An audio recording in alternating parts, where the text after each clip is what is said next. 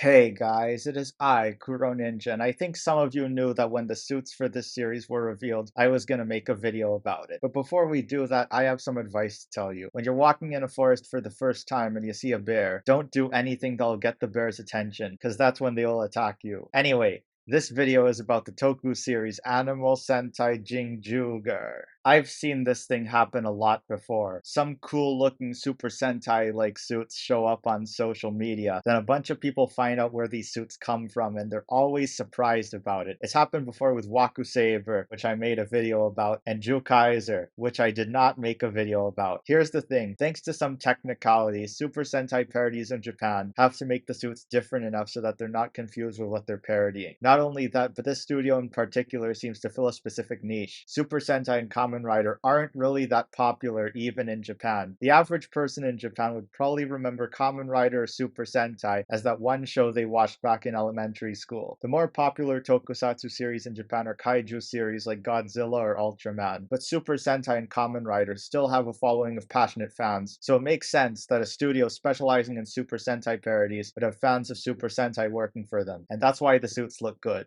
Now, another notable thing about Jinjyugar is that they have 3 women on their Sentai team. It's kind of sad that they did it first before Super Sentai, but not only that, this isn't even the first time it happened. Before Jinjyugar, they made a series called Seiko Sentai Prism 3, but I haven't seen anyone talk about Prism 3. Where were you when Prism 3 was airing? You know, maybe I should watch Prism 3. I haven't watched it yet, but I still think it deserved more attention instead of Zukaiser. Now, it seems like Jinjyugar is based off of Gal Ranger. A lot of people think it's more like Zyuohger, but I think it's more like Gal Ranger, not just because the color scheme, but also because most of the people who grew up watching Gal Ranger are in their 20s by now. However, it seems like this series also borrows elements from other seasons. When I was watching the trailer, the Blue Ranger, who's portrayed by Mitsuki Nagisa, gave off a similar vibe to Rita Kaniska from Osama Sentai King Oger. And the Yellow Ranger, portrayed by Rui Negoto, also known as Rui Hizuki, who is my favorite one in the series, by the way, gave off a similar vibe to Himeno Ran.